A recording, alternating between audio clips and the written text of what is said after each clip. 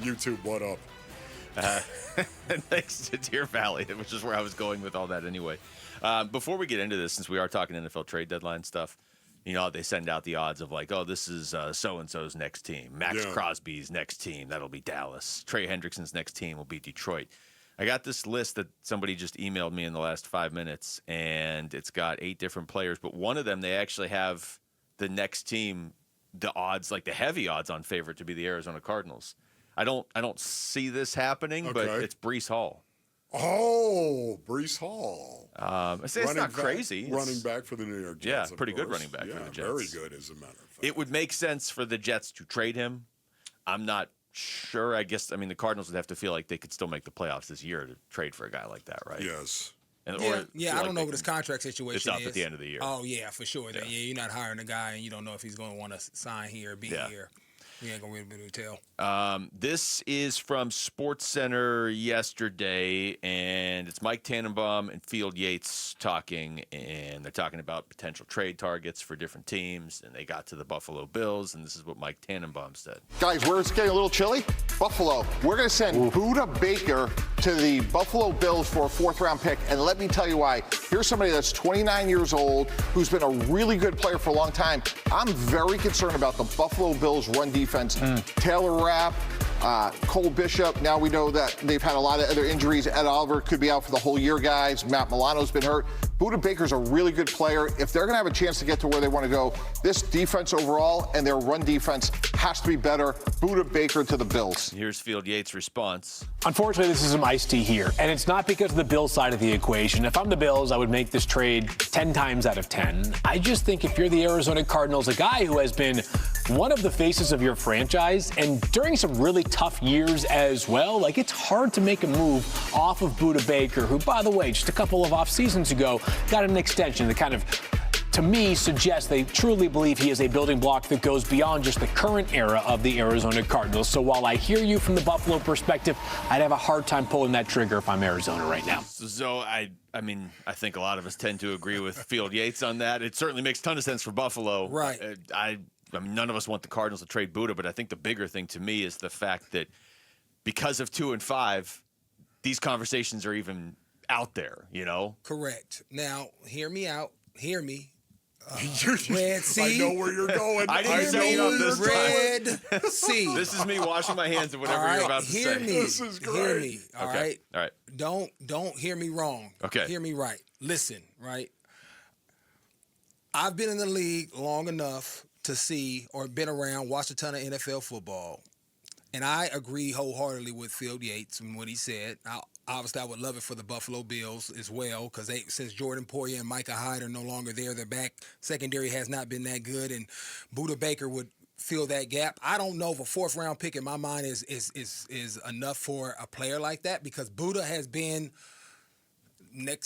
been my favorite player since he's been here. The way he's come up, special teams, took over the defense, right? The way he plays.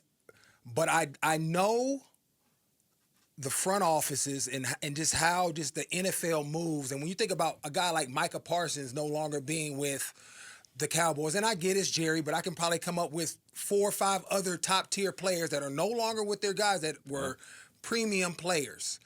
And then when you think about where they're at, what they could get, and what the future looks like for them, are they going to think about it? If somebody comes and they say, hey, I'll give you a 1st, I don't know if that, or a 2nd-round pick for Budda Baker, they may, yeah. I mean, why wouldn't you from that when you think you still have Jalen Thompson, you have Demerson, so you have guys that can step in. They're not Budda Baker, but they would think about moving off because they're thinking about the future, right? Because all players know this, right? And some of us dealing with it easier than not.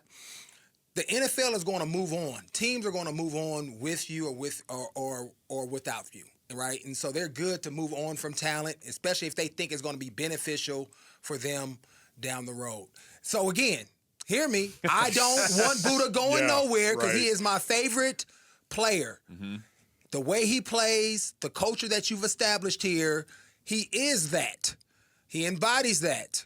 But sometimes the NFL and what they want to do in the front office doesn't align with the coaching is talking about and them telling you they love you and all of this. Yeah. If they feel like they can make a move and get assets that's going to help them down the line, they will move a guy because they're like, okay, what is Budda, years 8, 7? Where is he at? Somewhere in there? Yes. Right? We're not. Yeah, Are we close to winning? Is Budda going to? Do safeties change the game that much? Right? They're thinking about all these other things that, as players, we know. Hey, man, what are y'all doing? But from a front office standpoint, they're like, oh, well, if I can get a first rounder or a second rounder, and then that guy's going to help me 2 or 3 years from now when we are in a prime position to win, then maybe I'll move him. But I don't want them to do it, but I can see them doing it because of how the league works and how they look out, and they don't necessarily they don't fall in love with the player as far as who he is and what he's bringing to the organization as it is now. You know what's so weird about this? This is why you beat Tennessee, so these conversations don't even have exactly to happen. right. Yeah, sorry, it's so weird about this because I think, honestly, right, everything you're saying, there's merit there, of course, and yet at the same time, could it really come down to one game against the Dallas Cowboys on Monday night to determine what is actually going to happen going forward? If you somehow, some way, you go out and you win that game, and now all of a sudden you're 3-5, and you were talking about this you're 3-5, and it starts with one. If we're going to come back, we're going to need Budda Baker on this. That's right. We're going to need Budda Baker on this team. We're going to need him if we're going to make some type of stupid run that nobody expects us to make. We've got to give Kyler the best players that we possibly can to see if he can actually bring this team back. I mean, there's a lot of argument that goes into that, and it's one game. Correct. But do they believe that they can consistently do that over the course of the game? Because you're about to play the worst defense, right? Correct. Obviously, it's a great offense, but you're about to play do they believe whoever's at quarterback, right? Because right now they've shown whoever, Kyler or JB, haven't been able to win close games. Yes. Right? So can you consistently hold that? Are you going to bank on that? Oh, we're 3-5 now.